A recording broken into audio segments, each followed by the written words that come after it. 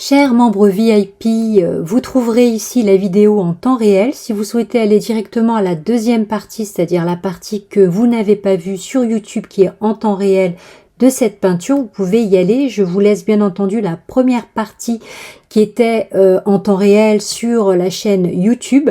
Et sinon, si c'est plus confortable pour vous de regarder la première et la deuxième partie, je vous ai mis du coup les deux. Bien entendu, vous trouverez la photo de référence que je vous remets ici, pardon, et les couleurs que nous avons utilisées pour cette démo, à savoir toutes les aquarelles ici et les couleurs utilisées depuis la boîte d'aquarelle japonaise, les couleurs de pastel Giro ainsi que le fusain. Prenez un fusain relativement fin lorsque vous dessinez sur un petit format. Et nous avons utilisé ici comme couleur sennelier la jaune. Alors, j'ai utilisé la jaune, c'était relativement osé. On peut bien entendu atténuer ce jaune en rajoutant du blanc par-dessus. Et je vous mets ici les couleurs de plus près avec leur numéro, en sachant que l'intérêt pour moi, ce n'est pas d'avoir les références de couleurs, hein, comme vous le savez, c'est d'utiliser votre propre matériel en essayant de se rapprocher au mieux des couleurs qui sont indiquées ici. C'est parti.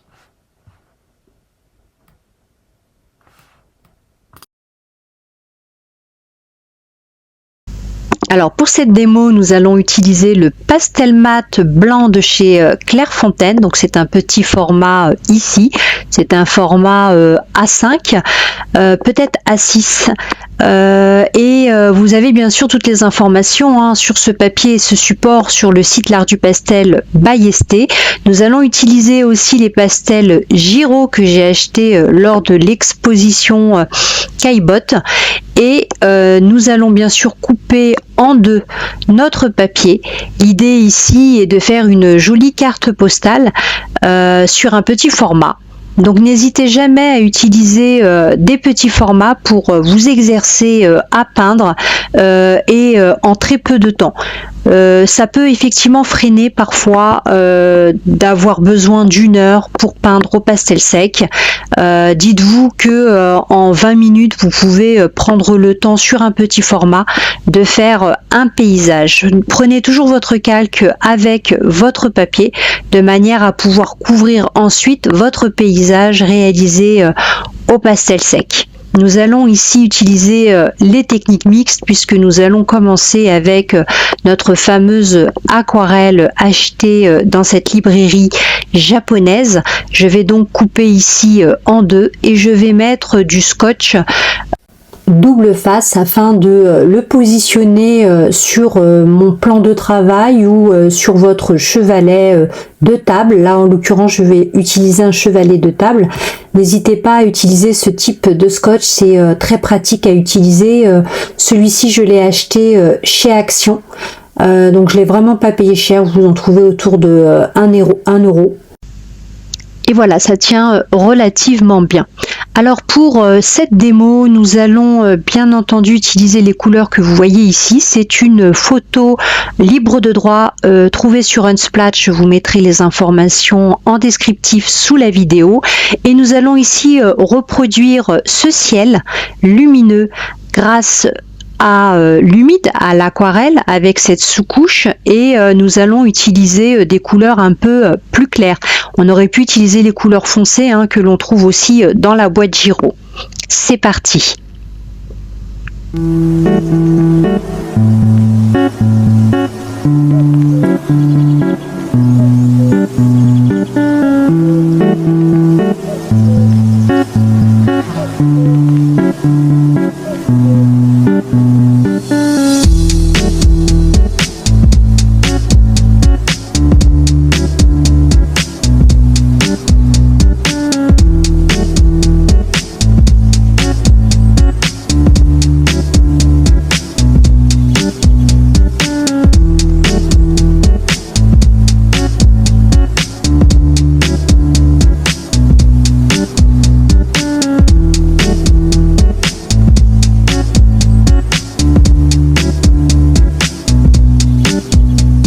Je vous propose dans un premier temps de tester nos aquarelles sombres sur ce paysage de forêt qui sort tout simplement de mon imagination et nous ferons juste après la démo du paysage ensemble.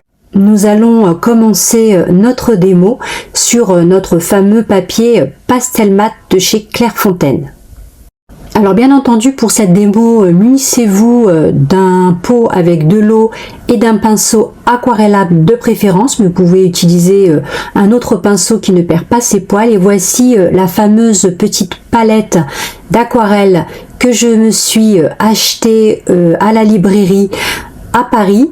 Donc comme vous pouvez le constater, ce sont des couleurs très sombres, très intéressantes. Nous allons commencer notre travail avec un fond, avec ces couleurs à l'aquarelle, mais aussi l'autre palette qui est un petit peu plus pastel. Nous allons faire un mélange de ces couleurs pour obtenir un joli fond. C'est parti.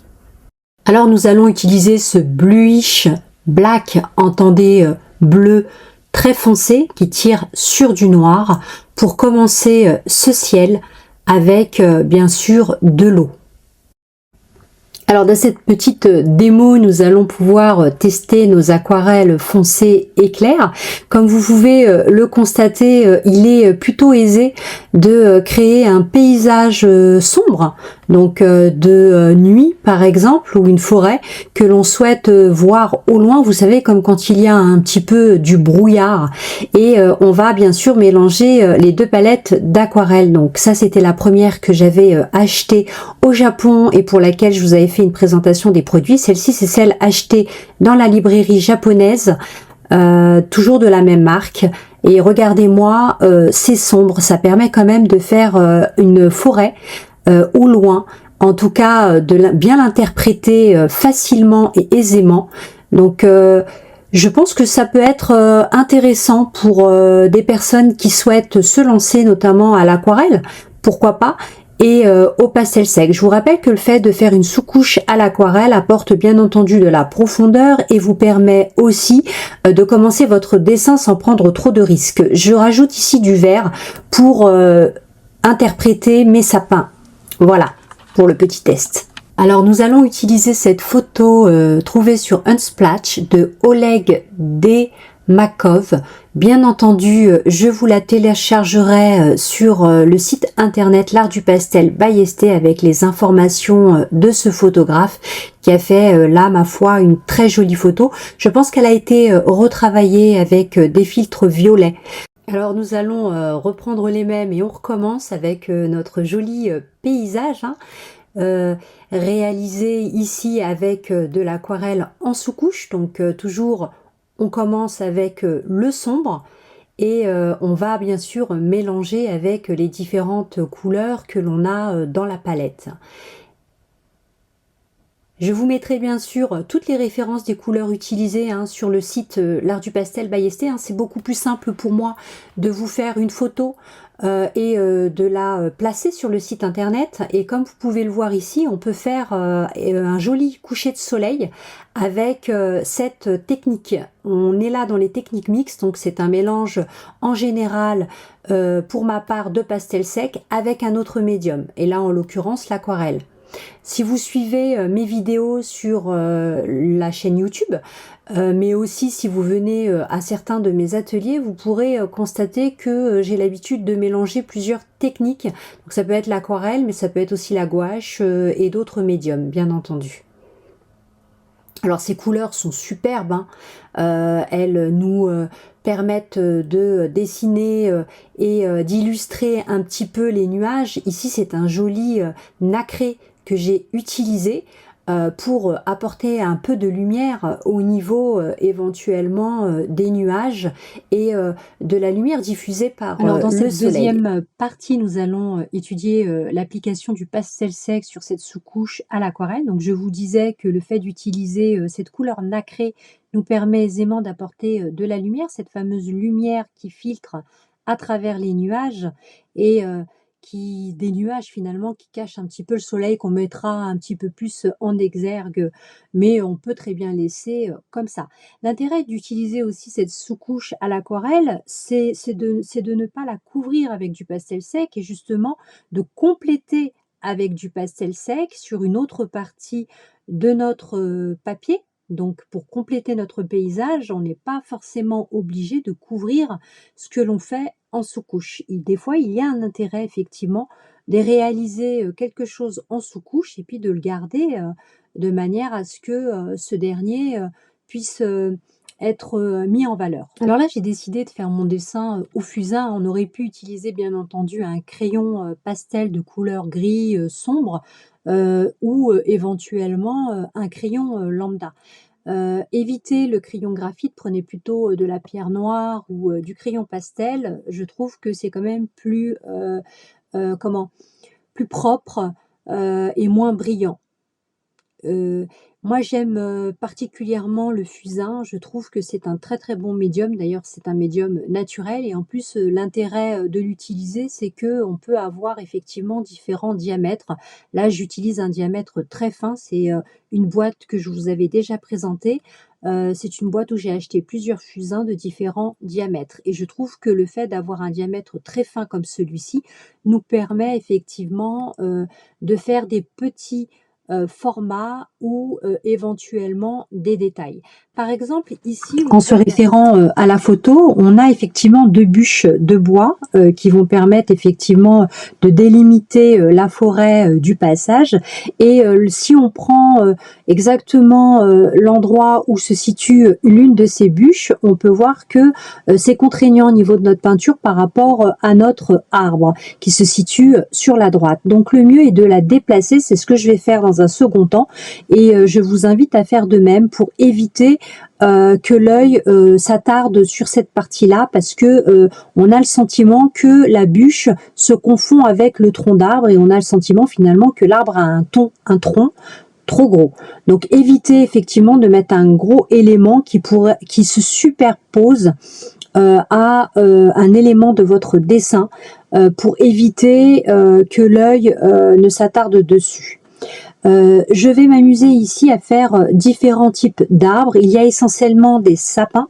On va seulement les suggérer. On pourrait très bien prendre notre temps en dessinant bien chaque élément et je pense que la forêt gagnerait à être beaucoup plus jolie en y rajoutant plus d'arbres. Vous pouvez bien entendu en rajouter.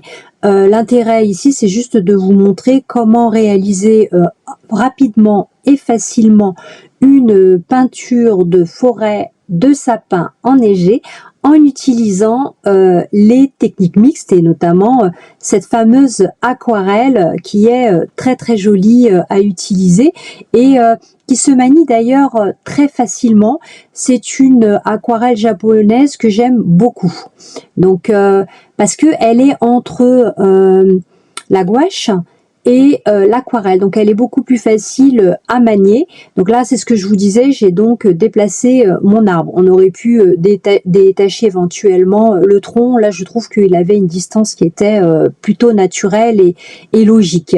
Voilà, donc lorsque vous avez plein d'arbres qui se trouvent derrière, n'allez pas dessiner chaque arbre, dessinez simplement le sommet puisque de toute façon nous ne voyons que le sommet, quitte après à mettre quelques troncs à droite et à gauche comme je l'avais fait pour la peinture, réaliser une forêt sans savoir dessiner pour après faire éventuellement quelques hauts d'arbres, le haut des arbres pardon, sans rentrer vraiment dans les détails. Vous savez, c'est un petit peu comme quand on fait un pot de fleurs.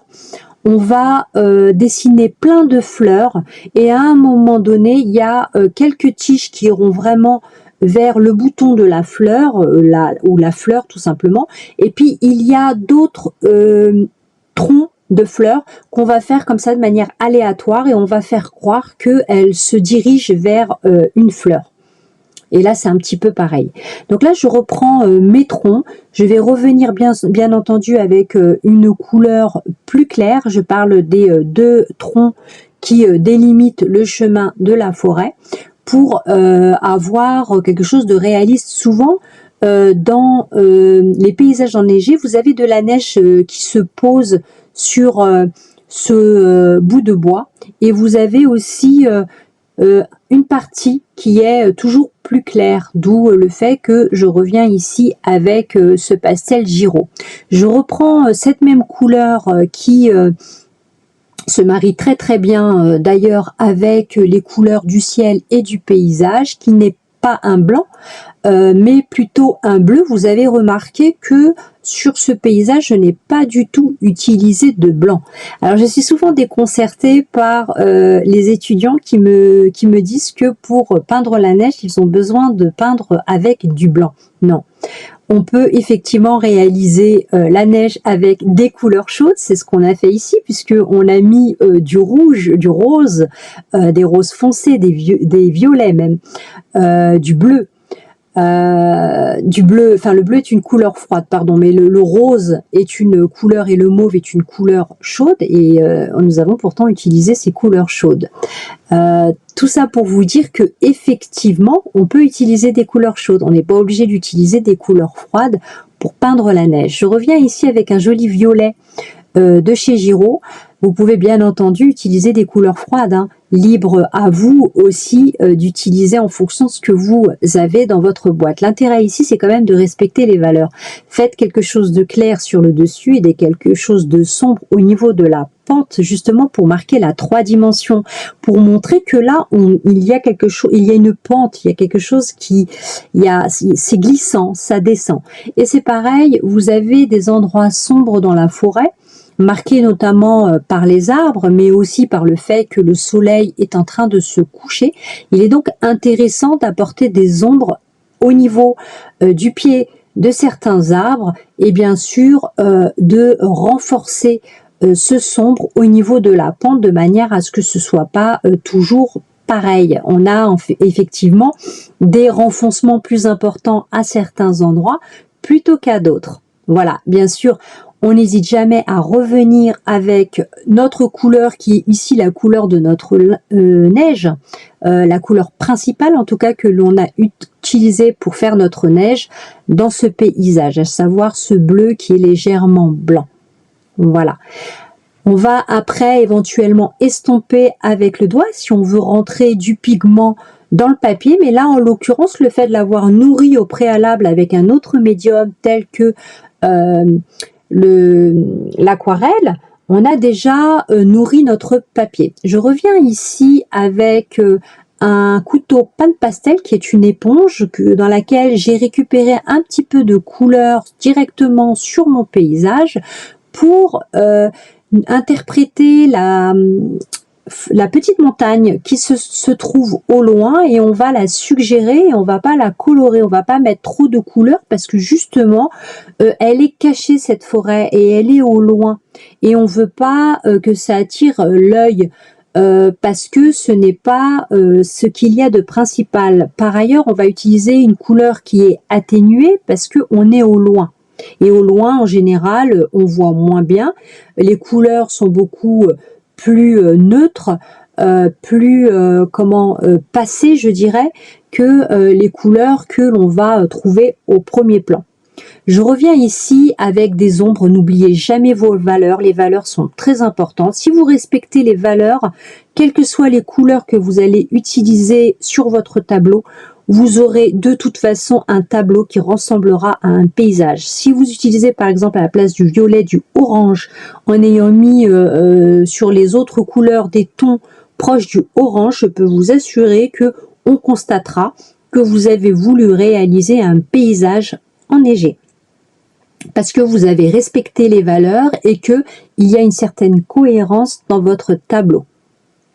Je reviens ici avec le bleu que j'ai utilisé bien entendu sur la neige, avec une éponge de chez Pan Pastel pour pouvoir justement ramener mon ciel. Je vous rappelle que la neige est de l'eau et à l'état solide, et par conséquent on doit avoir à peu près des couleurs que l'on a au niveau du sol dans le ciel, puisque le ciel reflète souvent se reflète souvent dans l'eau. Donc là on y va bien sûr avec parcimonie sur la neige, mais on y va quand même. Et on va apporter de temps en temps notre fameux bleu, enfin notre blanc dans lequel il y a quelques pigments bleus à certains endroits, mais on va appuyer parce que on veut que ce soit un peu plus lumineux.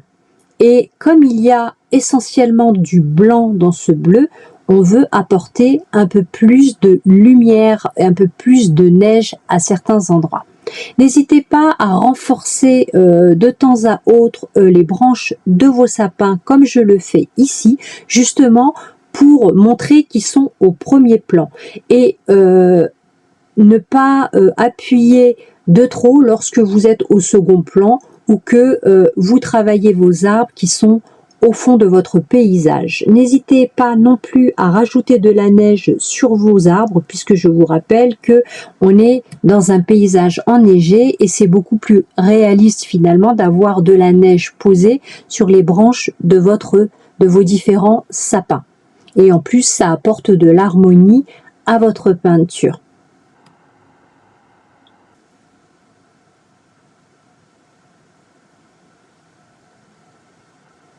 Alors là, j'utilise essentiellement des pastels Giro, mais vous pouvez utiliser des pastels durs si vous n'avez pas des Giro, pour justement dessiner, rentrer un peu plus dans le détail et notamment utiliser l'arête éventuellement d'un pastel dur nu pastel ou carré comté pour apposer cette neige sur les arbres. Je reviens ici avec un... vous pouvez revenir avec un crayon, mais je suis revenue avec un fusain pour marquer les fils barbelés qui séparent le chemin de mon paysage. Je m'excuse parce qu'avec les cheveux sur le côté, on voit pas toujours très bien et j'avais besoin de zoomer sur ce petit format, mais bon, ça n'empêche pas effectivement de suivre le paysage ici. Vous avez vu mes fils. Pour les réaliser, je tiens en fait mon fusain légèrement, de manière à pas faire des traits trop épais, et puis de manière aussi aléatoire pour pas avoir des lignes qui sont droites, et ainsi j'ai quelque chose qui respecte un petit peu plus le fil barbelé que l'on peut voir dans la nature. J'utilise ici un sennelier de couleur jaune, donc c'est un cadeau de chez Sennelier. Ce sont les couleurs primaires et je vais, oui, oser, et je vous dirai toujours de oser, même si parfois on a peur du résultat, il y a toujours moyen de revenir. Donc je vais mettre un jaune pour ici travailler le soleil, et puis je vais l'estomper de manière à atténuer cette couleur jaune. N'hésitez pas ensuite, pour que ce soit plus harmonieux et plus réaliste, de rajouter éventuellement du blanc avec du bleu pour que ça fasse plus qu'un avec votre paysage, mais aussi pour atténuer ce jaune qui est bien entendu trop fort par rapport aux couleurs que vous avez dans votre paysage. Alors le souci ici, c'est que l'idéal aurait été d'utiliser un blanc, mais malheureusement dans cette boîte qui est quand même une boîte où on trouve essentiellement des couleurs pour peindre la neige, il n'y a pas du tout de blanc. Je suis donc allée chercher un autre blanc que j'avais dans une autre boîte pour pouvoir atténuer ce jaune. Pourquoi je ne suis pas restée sur le blanc dans lequel il y avait un petit peu de bleu? Parce que lorsque vous avez du bleu, vous mélangez à du jaune, ça donne du vert. Et c'est la raison pour laquelle ici on s'est retrouvé avec un vert très clair. Et ça salit finalement les couleurs qu'on aurait voulu obtenir. Alors c'est intéressant si éventuellement vous manque une couleur dans une boîte et que vous souhaitez en réaliser une, mais là en l'occurrence on aurait bien eu besoin d'un blanc, même pour apporter quelques éclats de lumière un peu partout. Pensez toujours à vous nettoyer les mains entre les deux, surtout lorsque vous estompez, parce qu'il nous reste toujours du pigment éventuellement bleu, violet dans la main, et ça aussi ça peut salir les couleurs entre elles. J'utilise moi pour ma part des lingettes nettoyantes pour bébé. Je les trouve très efficaces et ça n'assèche pas la peau parce que c'est vrai que l'utilisation du pastel nous demande de nettoyer régulièrement les mains et au bout d'un moment ça finit par assécher les doigts. Voilà, cette démo expliquée touche à sa fin. J'espère vous avoir aiguillé quant à l'utilisation de la technique mixte aquarelle et pastel sec.